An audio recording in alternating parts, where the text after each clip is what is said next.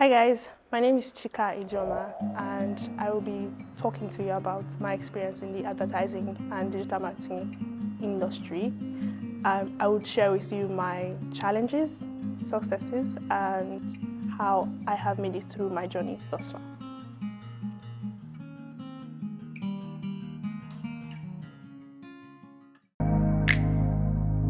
You know I love it when it lasts, right? I just love when I can count on it, especially through the most stressful days. Days when all I want to do is go home and spend hours, some really long hours to unwind with my smartphone. Of course, I would always choose the Itel P40. The long-lasting battery capacity gets me through my entire day. One charge is enough for 3 days.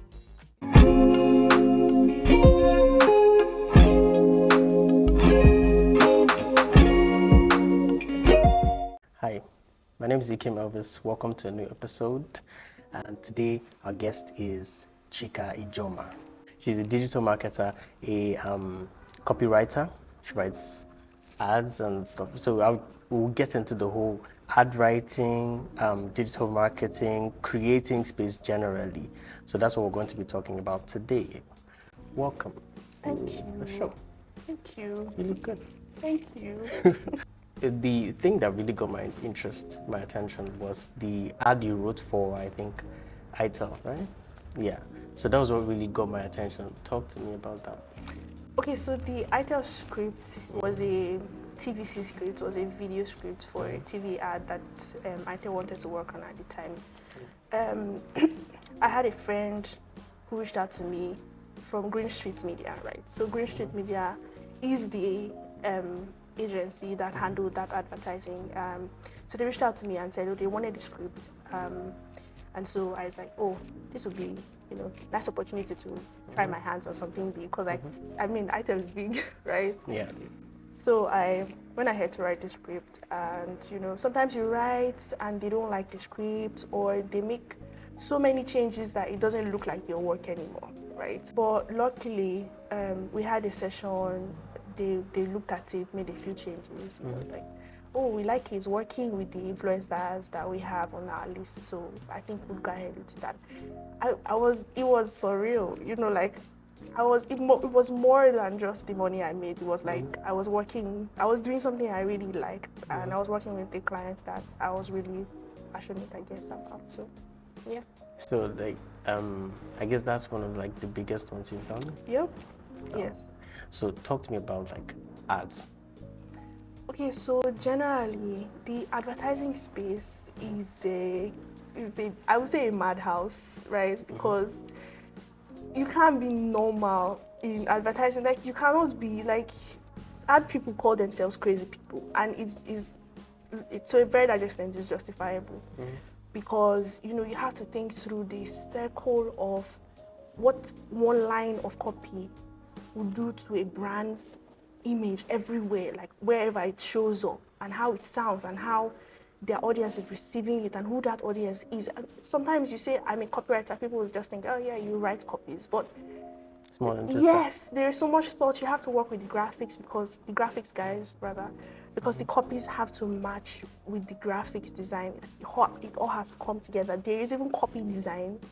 So your copy has to have a design. It's a world of hassle, but fun. I think it's interesting. So It's fun because there's a creation and creativity Exactly. inside. That's Yes. what makes it fun. Exactly. The stress is not. Is there anything that is not stressful? The stress is not fun. That's not part of it. It's stressful. I think I'll call it worthy stress. Yes, because I mean, at the end of the day, you see your work on one billboard, like, I wrote that.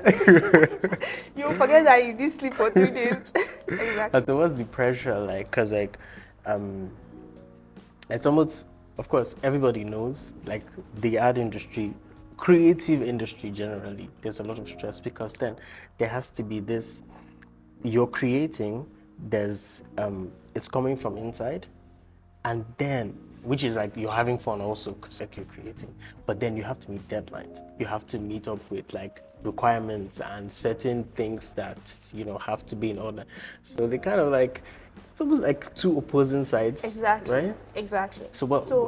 Yeah, so creativity doesn't have, there's no regiment, right? So you can't say, I did this yesterday, so if we do this, this would work. It's not like, You have to brand new. even for photographers, right? You take a picture and you see something that you didn't see in the same, like you take the same picture of the same spot, of the same shot, in the same angle.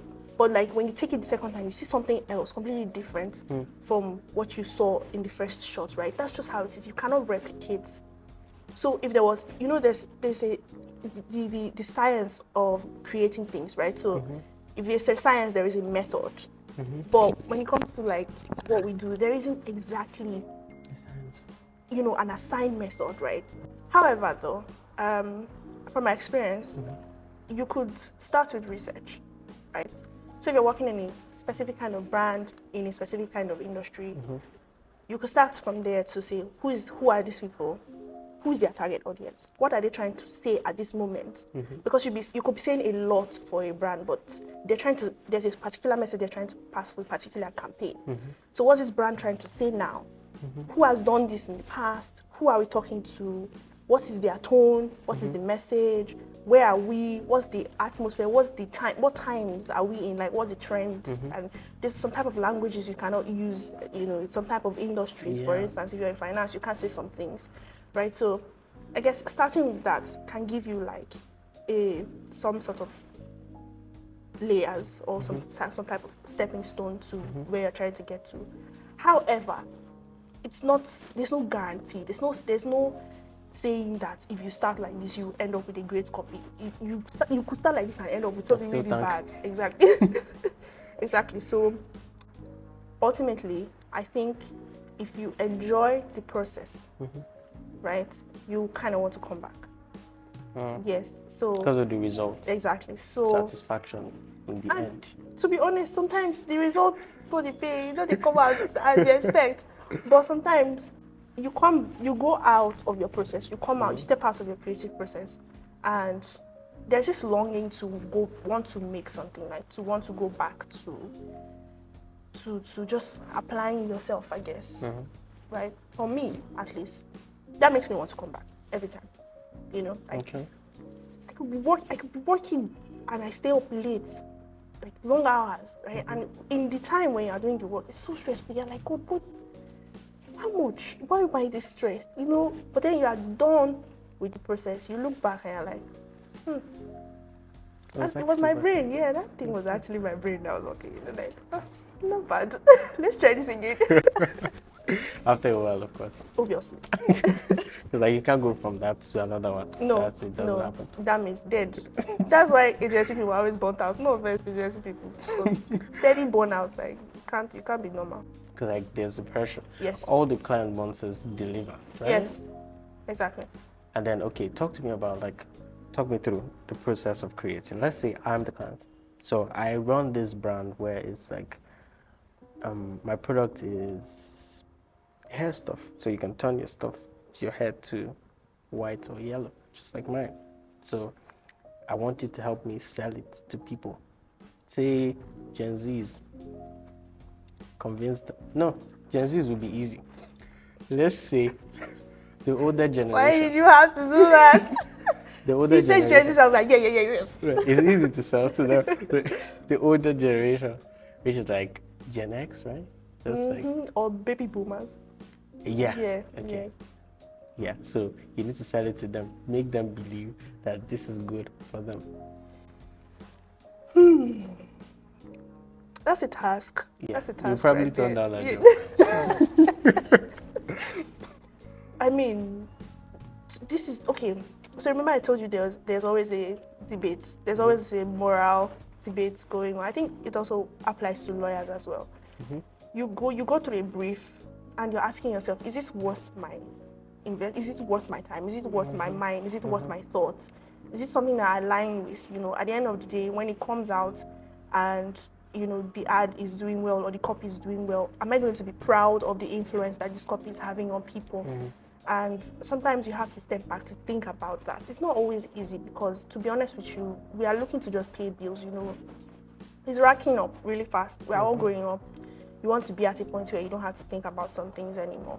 but at the same time, you are now at a position of some type of influence. You have some type of, deciding power to say, would this copy rip somebody off, or would it give them the quality for their value, or value for their investments rather.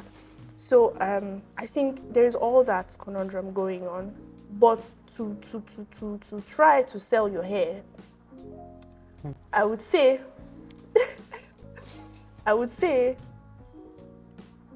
maybe start with from some type of philosophical stance. Don't go with the features of, like why, or the brand, or the quality of the dye. I would say start with say, this is who I am. I've felt trapped for a while, and I have decided to be myself, to be me to the world. And if this is what it takes to show up as me, then... Listen, look, you people need to stop watching us. These guys control people. That is what they do. Because this is how we went from I have a product to sell to now it becomes something that you want. It becomes something special that you want. Part of. Yes. Continue. It's interesting. I might actually go buy my own dye. I spend a lot of time thinking about the power of media generally on people, the amount of influence that media has on the decisions that we make every day. You don't even realize. Sometimes you've seen it so many times, you're not thinking about the process anymore. You just know that when it's time to do this thing, this is the brand I've seen that I think does it the most. Or I've seen most of my friends that I hold in high regard have used this one. That must be the brand. It's crazy. And that's the whole point of influencer marketing, right? Which is another massive industry. It's exploding now. I mean, death to celebrities. I love celebrities. But the influencer industry, it is something else. If you can tap into that, there's no going back. It's amazing. Okay, so you can utilize that, right? Yes, anybody can. Yeah, okay, but now you're creating, let's say with that same product. So now you do it, and then you find someone who has some amount of following, then you get them to sell the story that you've told. So let's see, I will find somebody in his early 50s who is still very active. He shows up on social media wearing sports outfits. I'm old, but I'm young. R&D ish. I'm a hot, what do they call them? How, can I say this on camera? How moms who give birth are called males? I don't know what it's called. I would think I'll get it. Anyways, but yeah, sugar daddy. That's yes, the closest. yes. RMG, exactly. But I will find him to talk about his journey, to create some type of relationship with whoever is watching this, and seal it with how this product or this brand that you've used has helped empower his journey to where he has gotten to who he has become. So you are not just selling the features of these products, in the sense that this guy is aged, he still has his hair, he's using this product, which is a serious challenge for most of them in that age bracket, right? So it's not harming his hair. This is a good product, right? So we have gone from selling product features now to selling an ideology, right?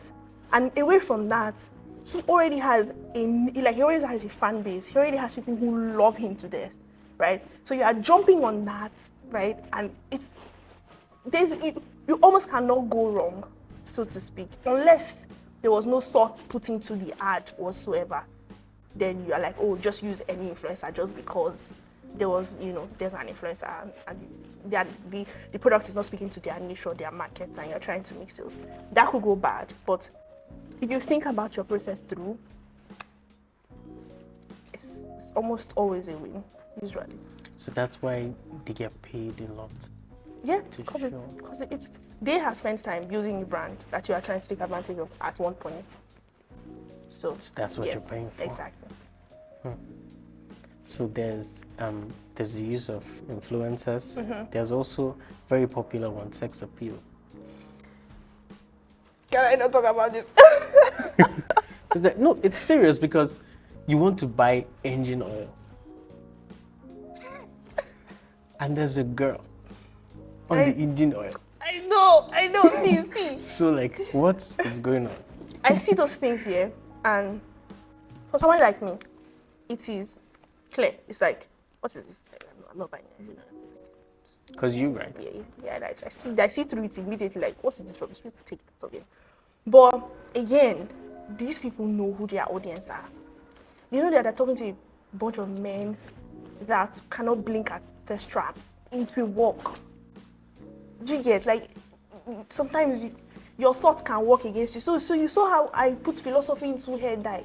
Sometimes if you do that, you have killed the brand. Sometimes you just need to just use what the audience wants to see to sell the product. Put stop. Go your home. Everybody go home satisfied. Thank So you. there's no need to tell, oh, your engine is going to love it. Just put the girls, Fast sales, put the to be girl honest. on. And I mean, you cannot blame brands that do stuff like that because, exactly, again, the people who buy from these people are not, they're not thinking as much about, about the process. They want an engine oil that works, that they can afford, so you cannot always, I don't know, it's such a moral, you can't always blame the ad people. Sometimes you're like, okay, audience, take responsibility and request for more. But at the same time, audience wants to request for more. So you're giving audience what audience wants. Because the audience is more like this collective mind. And then, of course, like we mentioned influence in the beginning. It's almost like we're influenced by so many things at the same time that like a huge amount, I can't say a particular percentage or whatever, of our decisions are actually pre-made for us. Like Actually, before you even start making the decision, there's Yes. a default Yes. response Yes. that you would have, and it's Exactly. already programmed in your mind. Like, so you're ready to react in that particular way. Like this thirst trap you're talking, like it's everywhere. It's like it's priming us right from the beginning. The internet, the music videos, the movies, the like everything is preparing you to react in a particular way. Yes, truly. I can't even fault you on that. So now, which one is easier, using that or writing a story?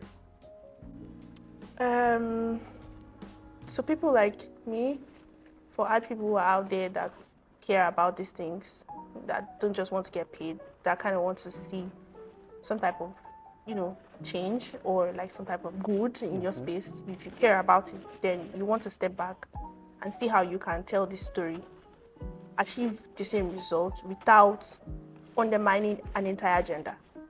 Yeah, okay. Exactly. So yeah, like advertising is moving forward. Like people are starting to challenge the types of ads we are seeing today.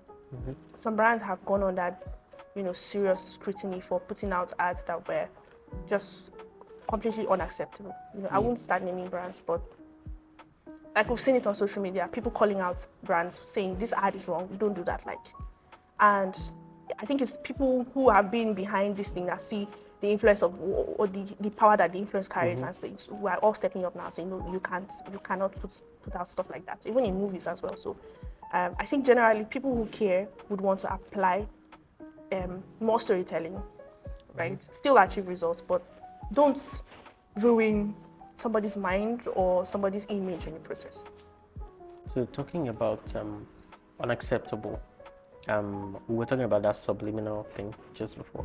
So advertising, where it's like the flash pictures, and it's like in microseconds, and you won't even know. Like if you're looking at it, it'll just be like maybe you won't even know, but your subconscious picks those images because like it's way faster, of course, and then it makes you react. So there was this thing done. I think it was Super Bowl or something. I can't really place it. So they flashed a couple of images. One of them was a Coke drink, something else, and then they noticed at halftime a large percentage of the people left the court, whatever, to go outside and get Coke. So it's like suggestive. So they just put it there. They're not saying anything, just put it there. So it's like it's in your face, unacceptable. And then, of course, we mentioned Coca-Cola. Sorry.